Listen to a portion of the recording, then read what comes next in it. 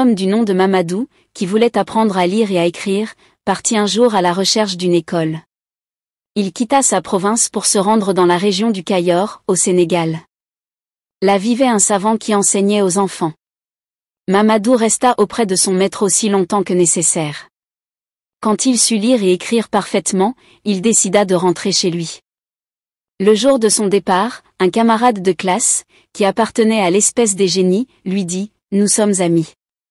Puisque tu t'en retournes chez toi, je vais te charger d'un message pour mes parents et je te transporterai dans ton village à la vitesse de l'éclair.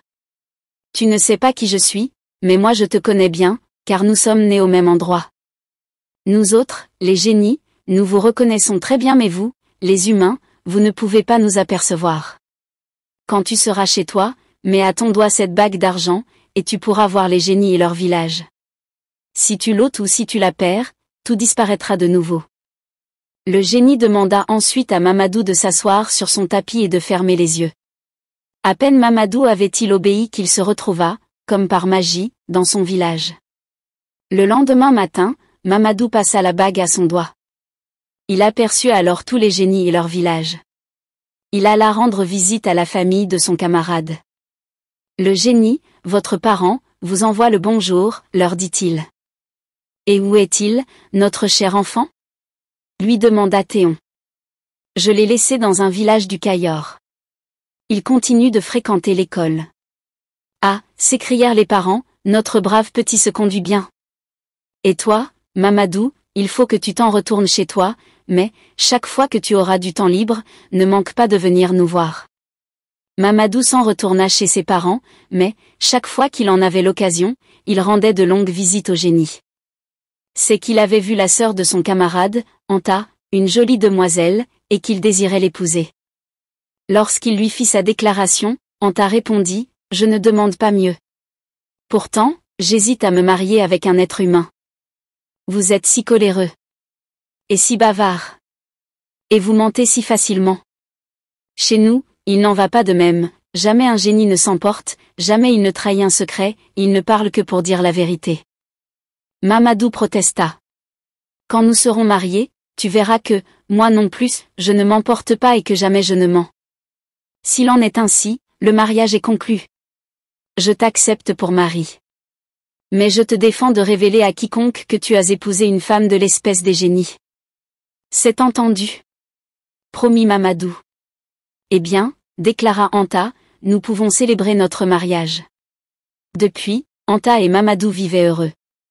Mais un jour qu'Anta avait quitté à l'aube le village pour se rendre dans sa famille, Mamadou se réveilla pour constater que, pendant la nuit, son grenier de mil avait pris feu, son pur sang était mort, et son puissant taureau était tombé au fond du puits. Mamadou, et toute sa famille avec lui, étaient désespérés. Anta revint en fin de journée.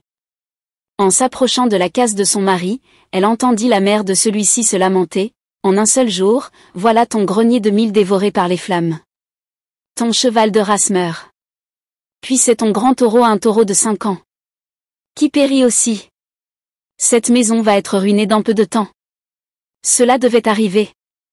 C'est la conséquence de ton mariage avec une femme de l'espèce des génies. » À ces paroles, Anta décida de retourner dans sa famille.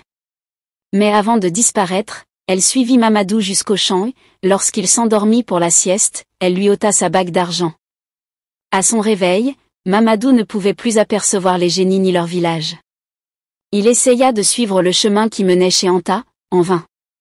Le village avait disparu. Un beau jour, Anta revint dans le village de Mamadou. Elle trouva celui-ci endormi, et le réveilla.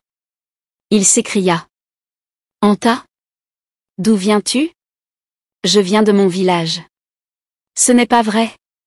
Vous l'avez tous quitté. »« Non. Nous l'habitons toujours. Alors pourquoi ne vivons-nous plus comme autrefois ? C'est qu'à présent notre mariage est rompu de par ma volonté. »« Pourquoi l'as-tu rompu ? » ?»« Parce que tu n'as pas tenu ta promesse. Quand tu m'as demandé de devenir ta femme, ne t'ai-je pas déclaré qu'il me serait difficile de le rester parce que, vous autres humains, vous vous emportez, vous mentez et vous bavardez à tort et à travers ? Et quand donc me suis-je emporté ? En quoi ai-je menti ? Pourquoi dis-tu que j'ai été bavard ? Tu as eu la langue trop pendue. Mais à quel propos? Dis-le-moi enfin.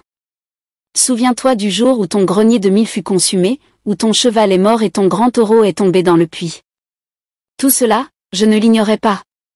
Mais je suis parti pour ne plus revenir, car j'ai entendu ta mère se plaindre de moi, ce qui est la preuve que tu lui as révélé notre secret et que tu as trahi ta promesse.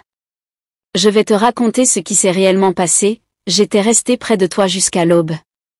Azaël, l'ange de la mort aux bras parsemés d'yeux et portant un arbre sur la tête, est venu. Il voulait s'emparer de toi. Je l'ai repoussé et rejeté sur ton grenier de mil, qui a brûlé. Il a essayé alors d'emporter ta mère. Je l'ai jeté sur le cheval, qui s'est effondré sous son poids. Il s'est néanmoins entêté à rester, prêt à se venger sur ta sœur. Et moi, une troisième fois, je l'ai combattu et repoussé. Il est tombé sur le taureau, qui mourut en basculant dans le puits. Si je t'avais laissé mourir, ainsi que ta mère et ta sœur, que serait devenue ta maison? Elle aurait été perdue. Et si vous êtes tous encore en vie, ce fut grâce à l'incendie du grenier de mil, à la mort du cheval et à celle du taureau. Ne vaut-il pas mieux que les choses se soient passées ainsi? Tu m'as trahi, mais avant de te quitter pour toujours, je devais te révéler la vérité. Et Anta s'en alla.